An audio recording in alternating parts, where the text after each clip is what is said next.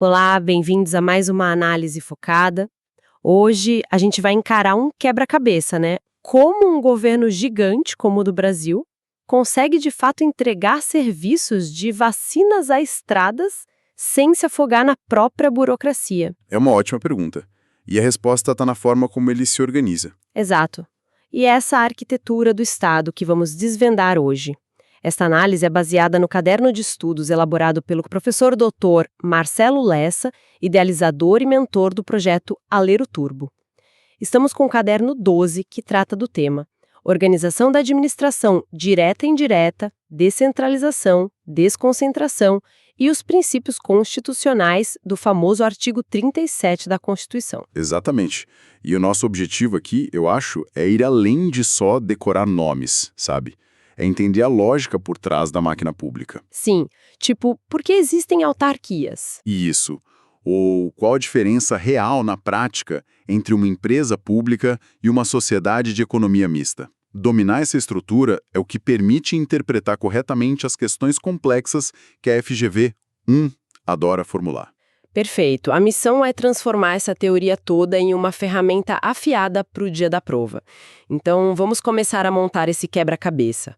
Para começar, o material do professor Lessa nos apresenta o ponto de partida mais lógico: a centralização. Parece autoexplicativo, mas é a base de tudo, né? É a base.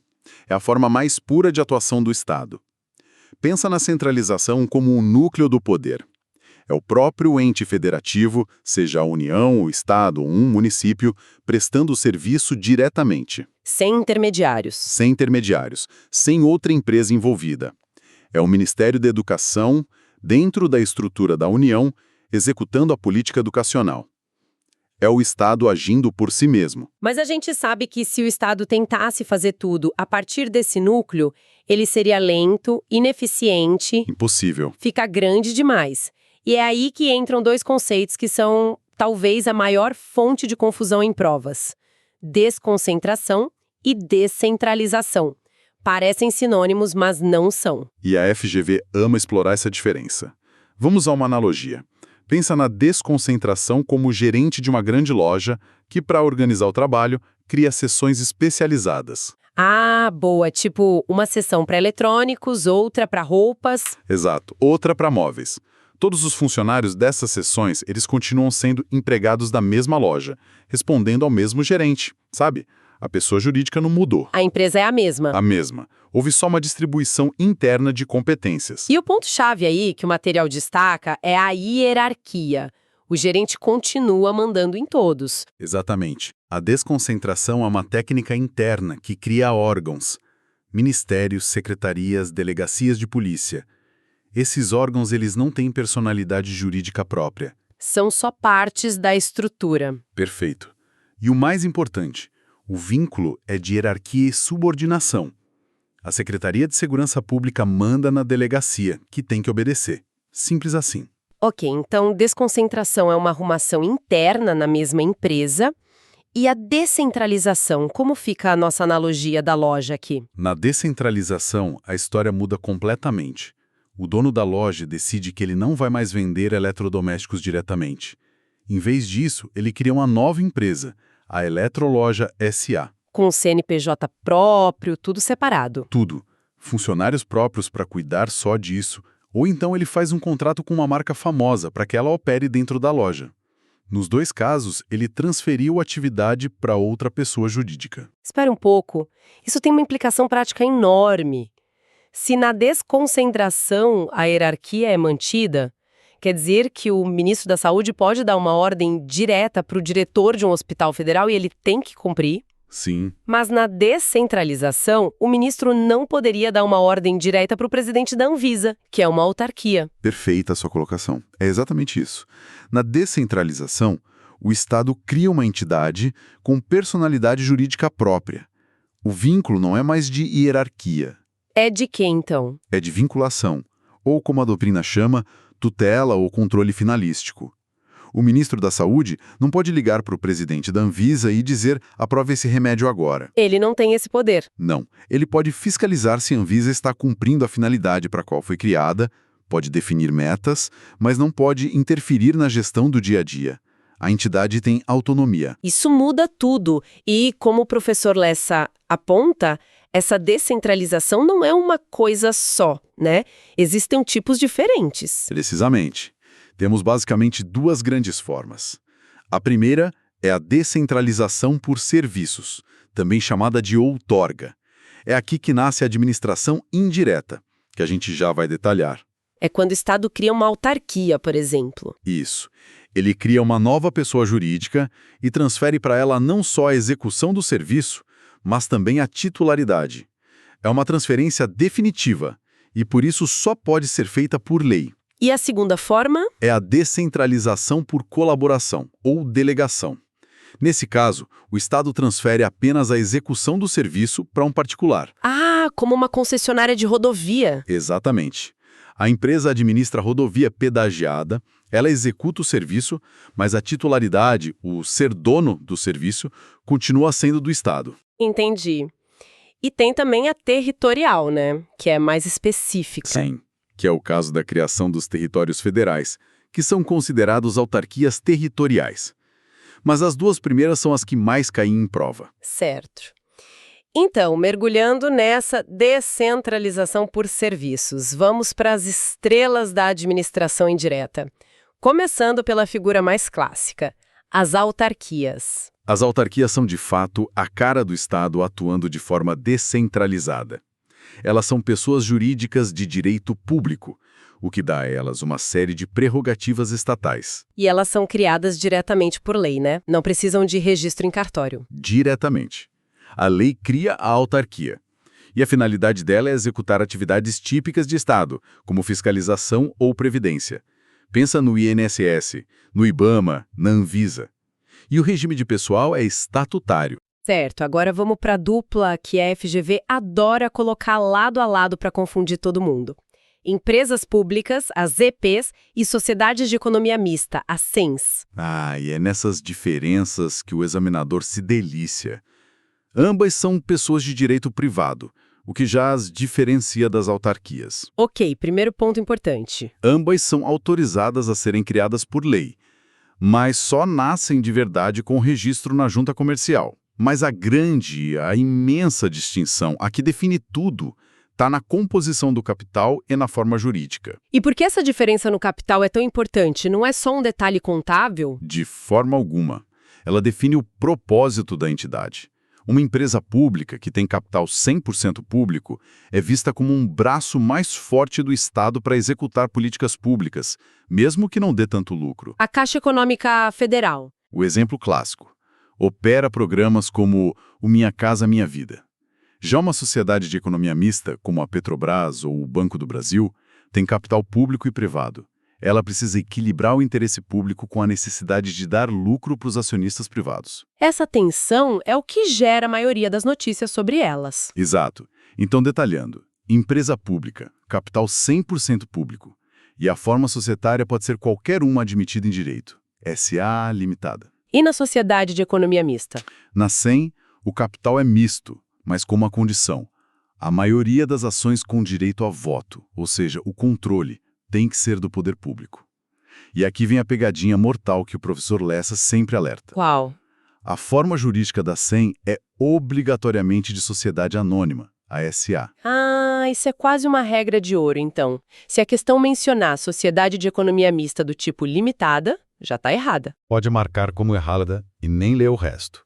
É um atalho que salva tempo. Mas tem outra pegadinha que o material destaca, sobre o foro judicial. Essa derruba muita gente. Uau, essa do foro é uma daquelas que parece até maldade do examinador. Totalmente. Você pensa, duas entidades federais controladas pela União vão para tribunais diferentes? É contraintuitivo. Exatamente. Uma empresa pública federal, como os Correios, por ter capital integralmente da União, litiga na Justiça Federal, artigo 109 da Constituição.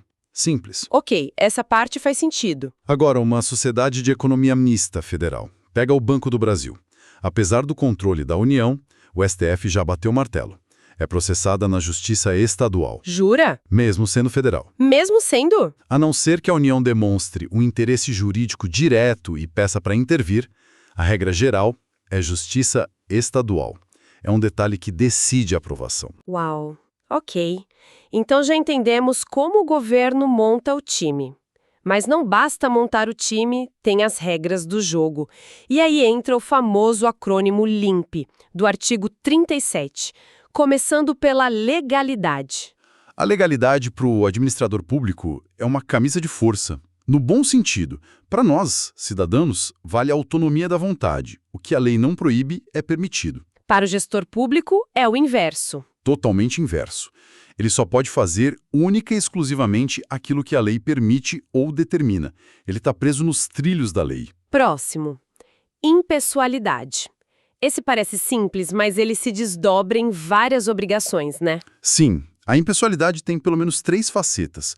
A primeira é a finalidade, buscar sempre o interesse público. A segunda é a isonomia, tratar todos de forma igual. E a terceira, que é a mais cobrada. É a vedação à promoção pessoal. É o caso clássico do prefeito que coloca a própria foto ou slogan da gestão em obras. É uma violação direta do artigo 37. A publicidade deve ser educativa e informativa. Entendi. E a moralidade? Às vezes um ato parece legal, mas a gente sente que tem algo errado ali. É aí que entra esse princípio. Perfeito. A moralidade exige honestidade e boa-fé.